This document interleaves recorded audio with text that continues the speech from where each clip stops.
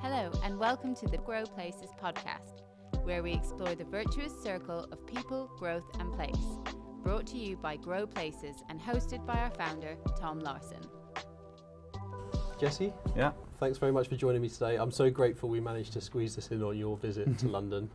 You know, we've had such a good relationship over the years, all the way back to your time at Sidewalk Labs and NREP and now Urban Partners, and so fascinated to share that journey with everyone today. Yeah, well, very excited that I could be here with you and to catch up. Good. So we're here today, obviously you're giving a talk this evening, and where would you like to start the conversation on that? Because how far back do you think we need to go in your life to realise where we are today? I know, I definitely, at least in my own understanding of myself, certainly do start with where I grew up in my family and the experiences that I had as a kid. So I grew up in a small town in Colorado. My parents were both landscape architects. They were actually entrepreneurs as well. They started an urban design studio in the town, did a lot of work for the city, things that, now we all in this field sort of understand to be things that people talk about and make decisions about. But when I was a kid, they would take me to see like bike lanes that were going at a different direction than traffic and trying to promote walkability. And those were topics that basically were the dinner table conversation. And I think it did really leave a huge impression. My uncle was also an architect, or is an architect. He specialized in historic preservation. And this is at a time, in the field today, there's a ton of discussion about transformation, appreciation of existing buildings. You have to understand this was, in the 1980s, 90s, a period where this was not at the forefront of the agenda. And for him, working in the northeastern United States was to work with historic structures and old mill towns, primarily in New England, but really see those as forms of regeneration and economic growth and community development. So that childhood experience really has shaped me in terms of just a passion for the role of place in society, and that the place has an enormous impact on everyone, and it doesn't happen by accident. It's not something that just sort of falls out of the universe. There's really intentional choices that people make, institutions make, and I've kind of devoted my career in different ways to that topic. Yeah, fascinating. And I'd love to go into that a bit more detail in a second in terms of your backstory and that development. But you touch on sort of regeneration, economic growth, and community there, and those kind of three pillars kind of underpinning place. And would you say that as a framework is something that has always sort of evolved for you, or do you think that your perception of what makes regeneration, makes place, has fundamentally changed over time?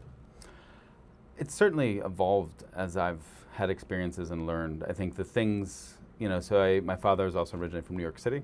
So I spent a lot of time in New York as a kid and ended up falling in love with the big city and went there for college. And I think also living in New York then sort of started to bring with it sort of a curiosity about not only the role of the kind of physical environments, which is a lot of what the work that my parents spent time working on. Again, the bike lanes, the plazas, the park spaces, but also, let's say, the kind of mental models of place and how those shape lives. A city like New York is sort of notoriously not just the city that we experience when we walk down the street, but the city that's seen in films, that's seen in media. It has a whole identity of being, a 24-hour city in the Big Apple.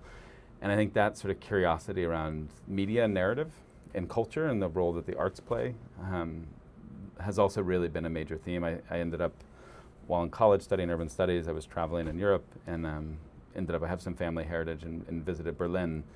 And this is in the late 90s, and was just sort of completely struck by the city and sort of that period of time, but also a city that in so many ways basically wears on its sleeve that sort of the visible and the invisible together, right? Like you see things, but there's obviously things that you cannot see that are present in the place with you.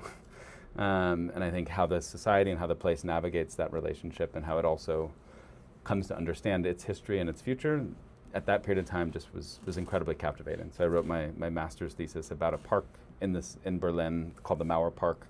That's a park that is the former stretch of the wall, and how that space was sort of transformed both in terms of preserving its openness as a former death strip, but also introducing new elements like a very simple landscape gesture of a hill that would allow for swings at the top scaled to adults, so that as adults could actually swing over the city and see from a different vantage point. So I guess, and I could keep going, but I think these, every different chapter of my life has sort of been different ways of exploring place, but I think it is, while I might have used the words regeneration, economic growth or development and opportunity and topics like community, those are common threads, but I think every instance there's been sort of different primary kind of lenses, and I think, if we speed up to today, we can cover the middle period, but I think increasingly through my time, I became more and more interested in the role of the kind of capital markets and institutional investment that fundamentally shapes our places. I mean, we live in a capitalist society, and this is a reality in which we inhabit, and the decisions that sit in terms of investment also are critical. And I became hugely curious to understand if there were actors that were approaching that in different ways, and opportunities to basically think more creatively about the way that the capital and developers and municipalities and society can come together. Yeah, no, fascinating. And picking up on two of those examples, names that I think most people will have heard of, obviously Sidewalk Labs, as I mentioned, where we first met, and now Urban Partners. How do you see that thinking then in two sides? One obviously North America, which was an amazing initiative, I felt, that was started by the parent company Alphabet of Google, and had projects there. And then in a European context with NREP, now Urban Partners. Yeah. So I joined Sidewalk Labs quite early on, and was working, with the former Deputy Mayor of New York City, Dan Doctoroff, his co-founder, Josh Syrifman, who has a really deep and interesting development experience, was part of the Bloomberg administration working on projects like the High Line, Brooklyn Bridge Park.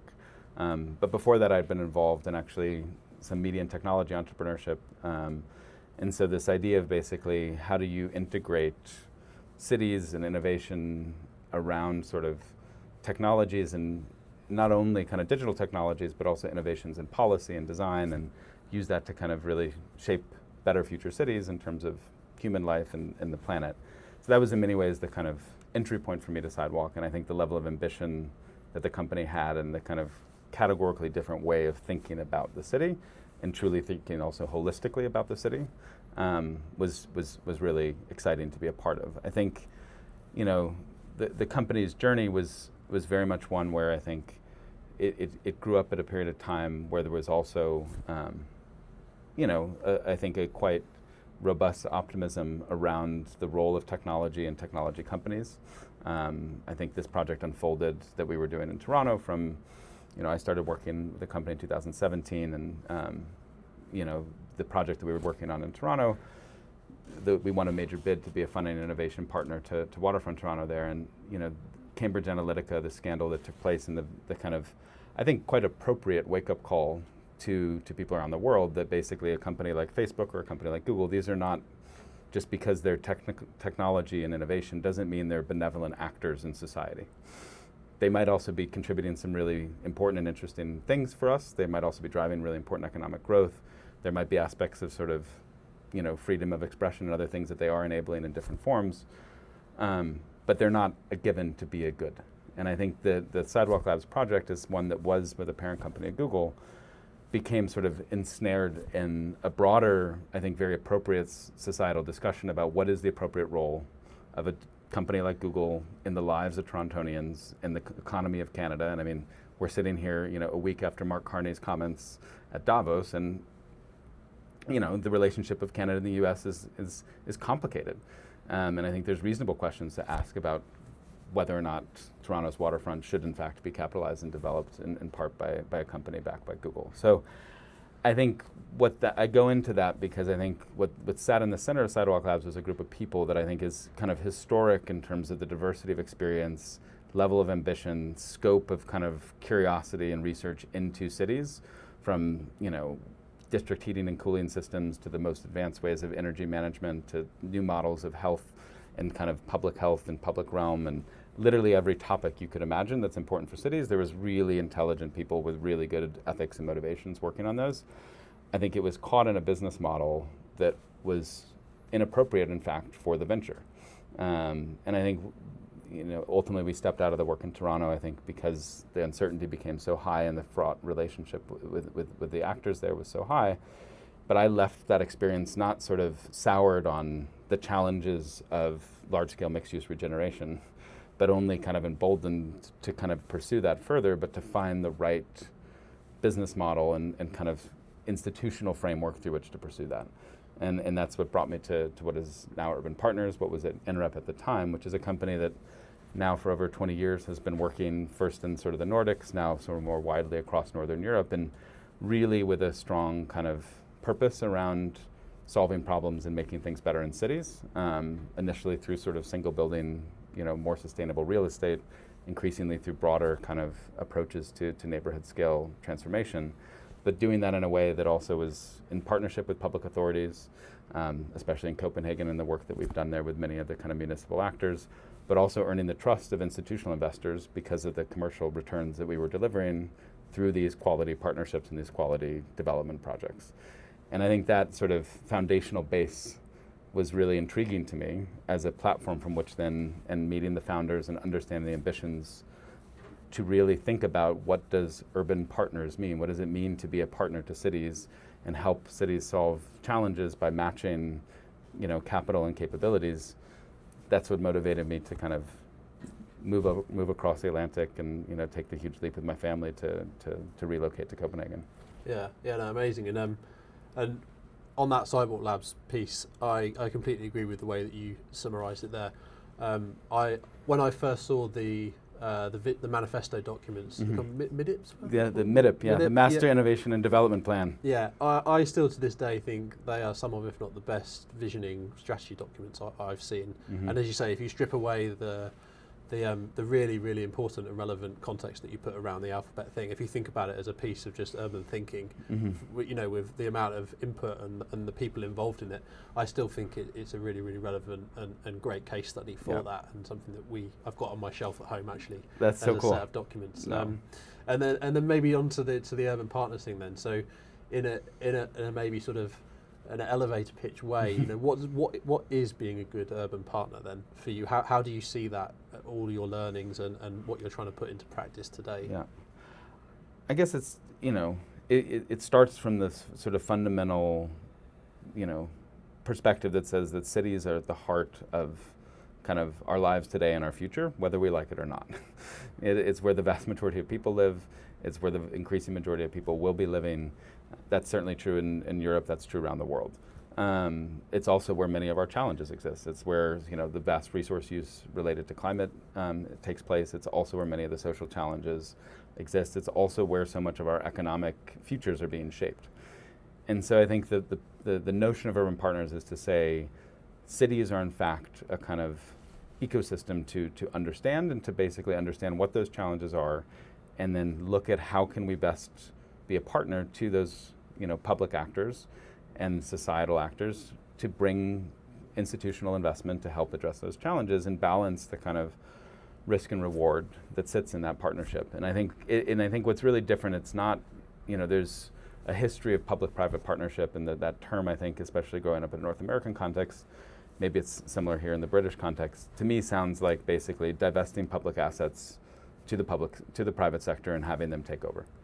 It's basically take our water, take our utilities, take our train systems, take our energy grids. These are all critical infrastructure, but the public sector can't manage them. It doesn't have the resources. Let's let the private sector take them and do that.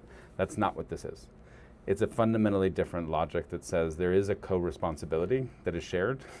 If you are also going to have a kind of long-term stake commercially in a place, you need to also make sure that the kind of fundamental societal infrastructure functions. And it doesn't mean that there's sort of it means then that basically that the public sector has a real responsibility to chart what is the kind of needs, what are the vision, what is the future that is required, what does society need in this place, and work collaboratively to find ways to, both from public balance sheets and sources, but also from private, to make those kind of investments that are needed for the future. And I think, so that's Urban Partners is designed to basically support that interface. And that is very different than a traditional, we grew up and the core of our business is, you could say, in real estate. But that is a very different way to understand also even the role of real estate in a city. It means you can't only look at a building on its own terms as a kind of asset or a transaction. It sits in a context, it sits in a neighborhood, it sits in a wider setting. And the logic for how you approach that needs to encompass that wider lens. And then there's obviously many other things that start to become important to invest into, whether it's larger scale regeneration schemes, whether it's electrification of bus systems, whether it's, energy grids and things. What is needed, and how do we kind of create the infrastructure for the future in the right way between the different parties? Yeah, and we talk a lot about quality of life and that experience of place, and I know you do as well.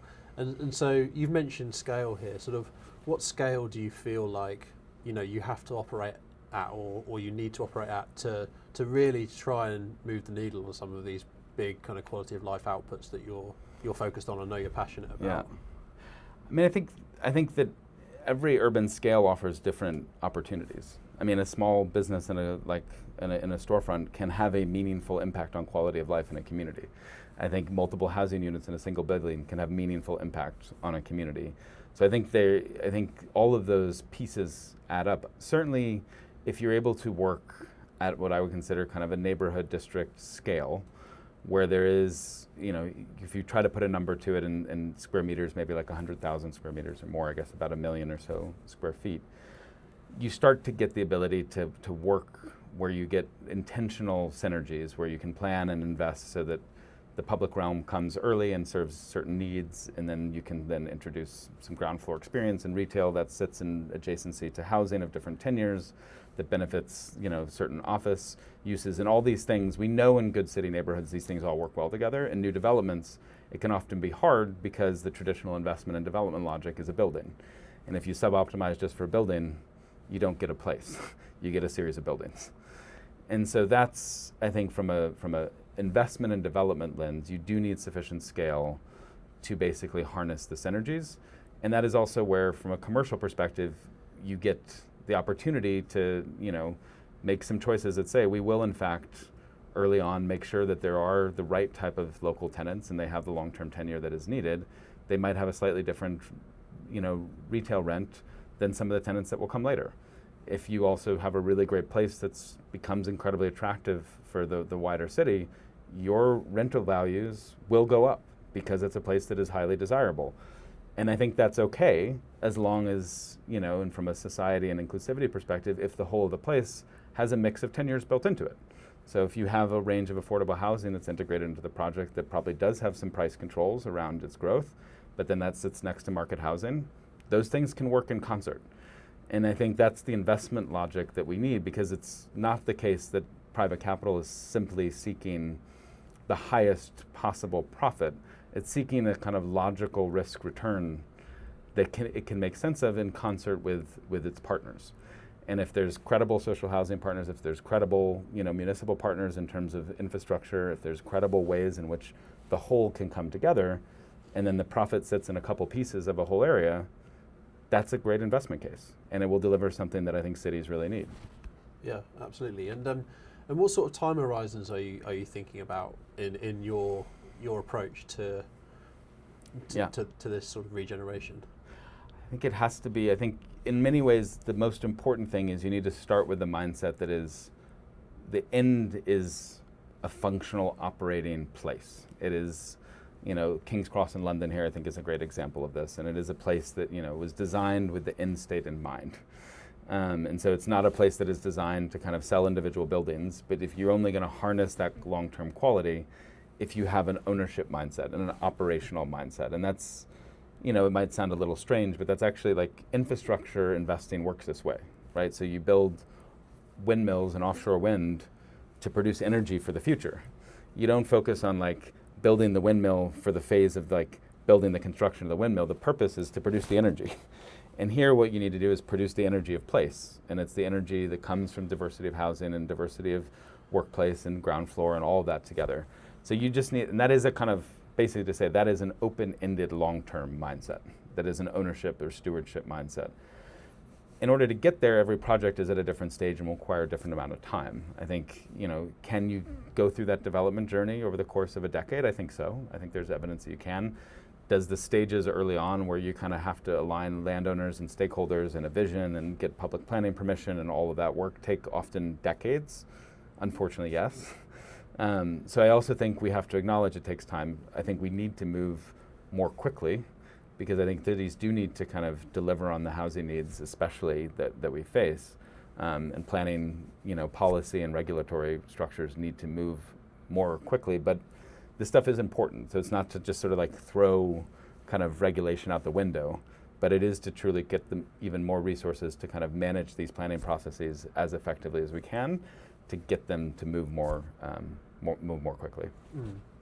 And then how much of your work is very much location specific versus sort of systematic and process led? Because I know we've talked in the past about how you apply that model maybe to different locations. Yeah. So how much of it is kind of hyper local? How much of it is sort of more strategic? And how do you view that in your thinking and your work? Yeah, so I think we, let's say as a firm, as Urban Partners, I think a big part of what has made us successful is finding a combination of these two things. We are sort of hyper-local by definition, and I think anything that is place-based is hyper-local by definition, and knowing the local tenants, the local kind of demographics of people and stakeholders, like you don't do great development work if that's not in the DNA of the team working on it. At the same time, can you start to have sort of some replicable kind of systems level models that inform that? I think absolutely, and I think how does one approach the question of whether it's housing unit layouts, whether it's also kind of in a district scale, the sequencing and phasing and the prioritization of public realm and ground floor relative to other uses. So I think we very much work in both of those, but I think it has to be a combination. Yeah, totally. And there are some big themes. I think every place is unique, as you say. But if you look at cities across the world, lots of them are struggling with carbon and decarbonisation programs. Lots of them obviously have infrastructure, big transport, and how do they move people and goods around. And then I would say affordability and the cost of living, and you could say equality within that are kind of a big themes. Now there's probably others that you could probably give me off the top of your head, but maybe starting with those, how do you think good place-based work from capital structures down to place-based initiative can kind of address those, and how do you see your work at Urban Partners sort of tackling these sort of big overarching macro themes that cities are facing? Yeah, so I think so if we start with the decarbonisation and broadly, you could say climate and nature agenda. I think that in particular, that's one where I think we know now an enormous amount around the technologies and solutions, both from a kind of embodied and operational carbon perspective, that would put us on a kind of Paris 1.5 pathway. That's, I think, Urban Partners has been a real front runner in the industry of sort of already now decade plus kind of taking very bold commitments in this, and our whole portfolio is actually now Paris aligned, and a lot of that to the question around systemicization. This is one of those things where we have real playbooks and real knowledge of sort of, there's obviously variations to some degree in a local context, but building structures and systems and things of this, and energy structures and systems, these things can kind of be replicated and scaled. And I think we need to do that more and more, and I think that also certainly applies also to the energy infrastructure and what's needed in Europe. I think on the question of sort of the transport, I think this is one of those topics where honestly that is where the metropolitan scale is what is necessary, and even pan-metropolitan regional scale.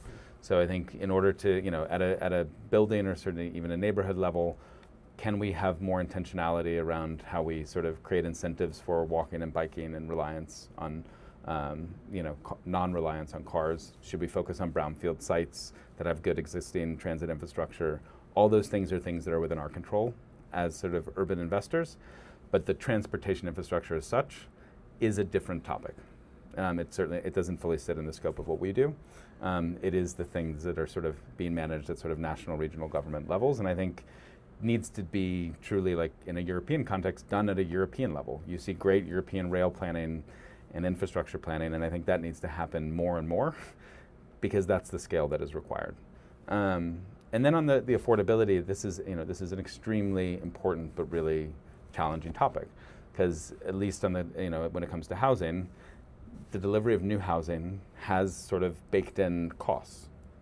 We can find ways to kind of try to kind of optimize, but in new construction is costly, both in terms of economics as well as in terms of carbon.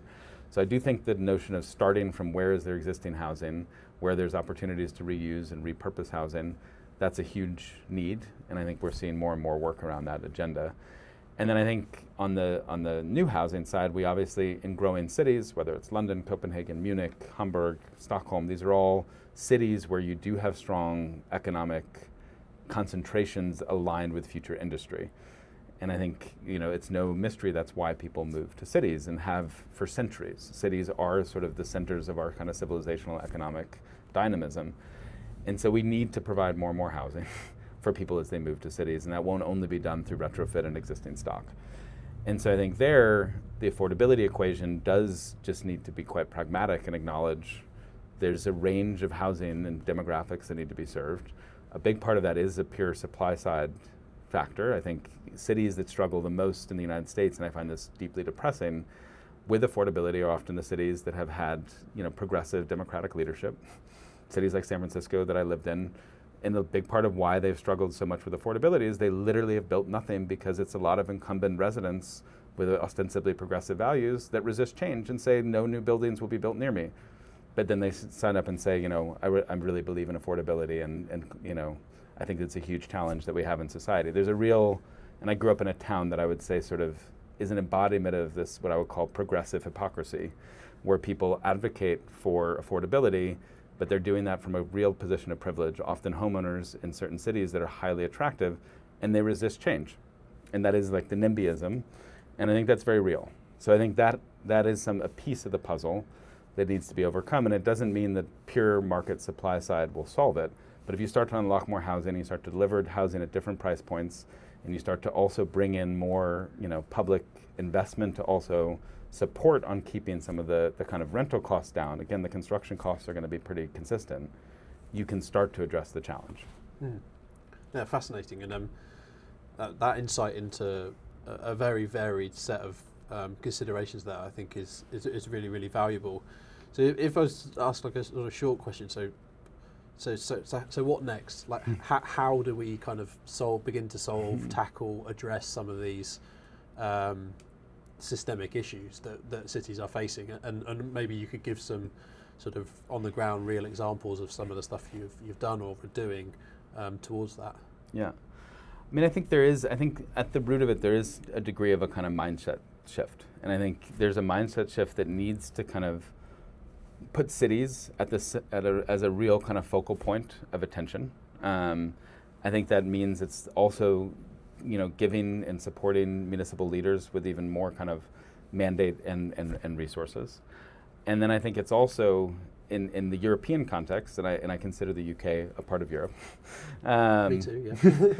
I think it is stepping up and saying our future actually depends on the kind of viability of our cities going forward.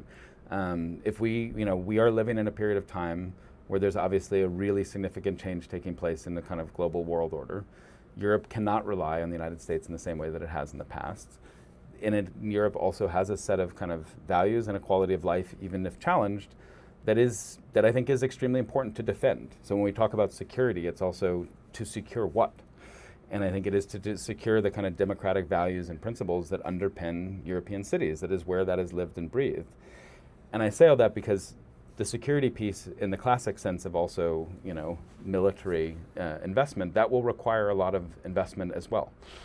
And in order to do that, we also need economies that are able to be competitive and that can grow. And so we need resources. We need to invest in our own cities and our own economies to be able to create the sort of standing and strength in the world that we need.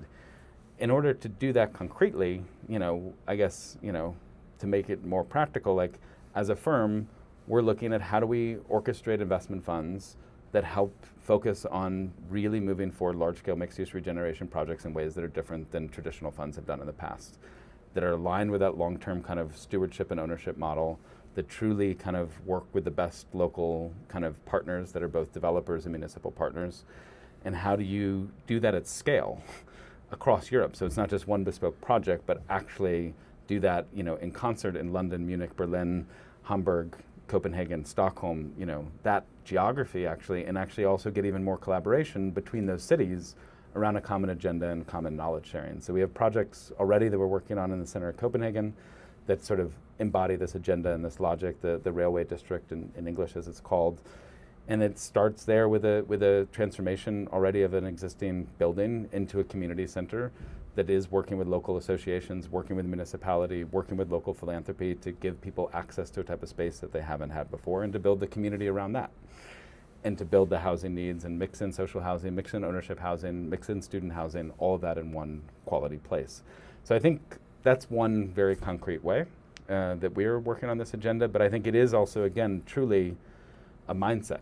Like, Europe needs to take ownership of its future and really see cities as core to that future and step up in terms of the urgency and kind of commitment on this different sectors, both public and private, to make that future that we want. Yeah, very well said. And every cloud has a silver lining, I think is the saying, isn't it? And I think in Europe, there's definitely been an awakening, or there should be an awakening of what's going on at the moment.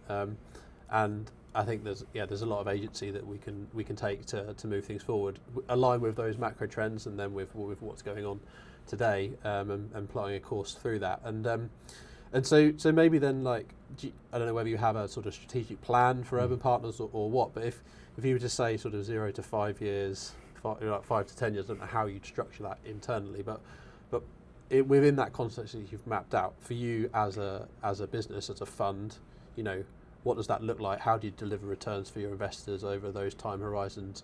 What do the next few years actually entail for you guys? I mean, I think we certainly, for us, a lot of the focus is around kind of inhabiting the promise that we've made around being urban partners and actually being a problem solver with cities and institutional capital. And I think part of that will be through these ideas that we're exploring around new fund structures for urban regeneration. I hope we can make, concrete and public what that could be over the course of this next year. I think we certainly see a need to kind of innovate and hopefully kind of find solutions that better support affordable housing, social infrastructure. We've got great examples of actually working with sort of municipal schools in Finland that I think have relevance to cities in Germany and across the UK. So I think some of these key themes, and I think also for us, while it's almost like to a degree in our culture taken for granted, the climate agenda remains essential. And I think continuing to also grow that and scale that, especially in Germany, which is a country for us that's extremely important in terms of how we believe that the sort of future of Europe also does, in history, Germany's success also means Europe's success, and Germany's challenges and failures also have not led to the best outcomes in European history. So I think for a lot of us, the focus on Germany is really important. I think the UK is a really important place. And so I think this process also of us as a company that started in the Nordics and is now truly kind of stepping into a Northern European role and really working and developing a model with partners in these different countries is sort of core to what this next sort of 2 to 5 years will bring. Great. And you may not be able to say too much of this, but on a very practical level, I imagine. So you as an institutional investor, should we say, you're sort of looking upwards to capital partners and sort of what do they want and how do you align with them, and then as you said, down to supply chain partners, operating partners, however you call that. Maybe just firstly the kind of the investment partners. I assume like there must be a sort of a profile that those investors are looking for in terms of their returns, their metrics on being involved with you. So have you had to scour the market to find very few partners who would really align with what you're looking to do, or is there a weight of capital that's really like looking to get into this? Would be my first question on that. And so I think what's important to say, and I think this was again to go back to the transition in my own life from sort of Sidewalk Labs to Urban Partners. I think one of the things that has stood out about Urban Partners and REP originally was this agenda and this commitment to purpose has also sat in concert with delivering really strong returns to investors. This is not a kind of, it is evidence that can be done. So our kind of co-founder, our chairman, Mikkel, his favorite phrase is like, doing good can be good business. And so I think that we really do hold that to be true. So our sort of engagement with capital partners is not to say, well, we can do these good things for society and you will get lower returns. Is to say that actually if we do these in the right way, manage risk in the right way, focus on value creation and capture that value in the right ways, we can deliver you actually really, really quality returns. But it does require trusting us in our specialist capabilities to do that. Not every firm can do that. That is what we are sort of building a kind of specialization around, is that management of a different type of partnership model and a different type of risk that we still think, in fact, should deliver even better returns in some cases based on sort of the outsized performance that quality can deliver over time. Again, if you look at King's Cross, it's a tremendous investment for the partners involved. If you look at our project in Nordhavn and in Copenhagen, it's delivered great societal value and it's a tremendous investment for us and others. So I think when it comes to capital partners, what is needed is, a capacity to kind of think a little bit differently. It is to acknowledge that there is sort of, in our case, we offer a range of different sort of solutions. We do have our bread and butter value add real estate fund that will invest in single buildings. We do have other funds that, we're working on that have a different sort of structure and logic that are sort of first ever in their design. So we will need partners that are willing to start to do something a little different. We have the benefit in Denmark, there's been pension funds that historically have leaned into kind of, you could say, assets for the future. They were core kind of investors in capitalizing the offshore wind and renewable industries across Europe and now the world. In many ways, they see this as sort of similar. It is, again, a logic that says, what are the assets that we need for the future in society, and how do we build kind of risk-assured structures to deliver on those assets and give returns back to, their pensioners that are commensurate with that risk. So it's not every investor that is kind of right fit for us as a partner, but there are plenty. And there are really significant pension funds, sovereign wealth funds that I think really do share this agenda, and that, we're finding good resonance for this work. Great. And then in terms of the operating partners then that you work with? And then on the operating partner level, I can speak at least from the work that I do, which is largely focused on this sort of regeneration agenda. So it is finding and getting to know the kind of developers in different communities that have really demonstrated that they have a capacity to think differently about the role of place and long-term value, how to kind of think about a different relationship to public and kind of community relations and partnership. I think to the work that you guys do with Grow Places, I think not just sort of seeing placemaking as sort of like a noun, like a thing that you do once and is static, like even if you use the word placemaking, it needs to be a verb. It is always ongoing, and in every place is also already a place. Therefore, like a place grows out of what exists, and there's a future that is kind of co-created with that existing community and history. So we look for those developers that kind of have that in their DNA and have a track record of having done that type of work in the cities that we invest in. Oh, great. Yeah, and thank you for saying that, Jesse. I appreciate that very much coming from you. And then maybe, just to end, a personal question for you. You've got a young family.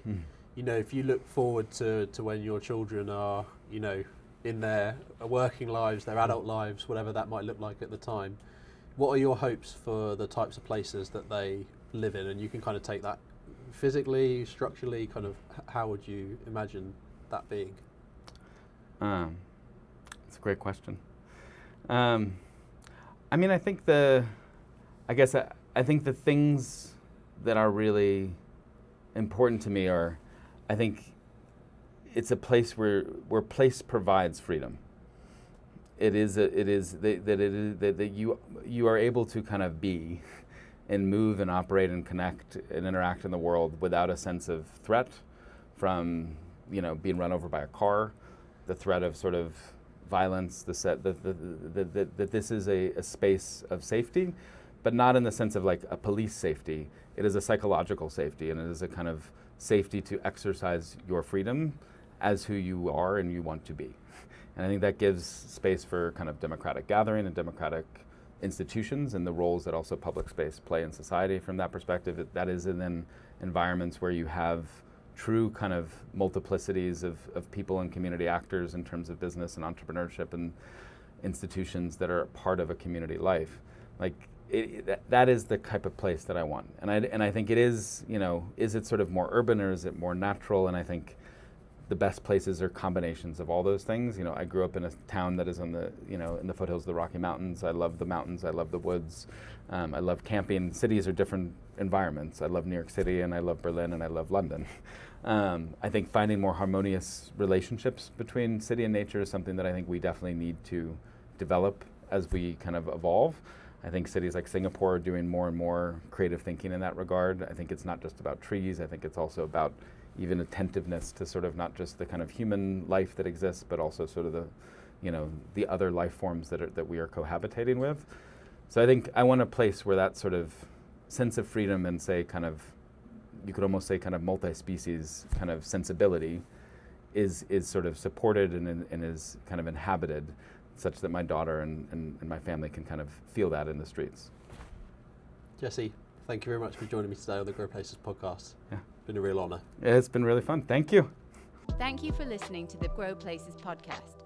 For more information, visit growplaces.com and follow us at We Grow Places across all social channels. See you next time.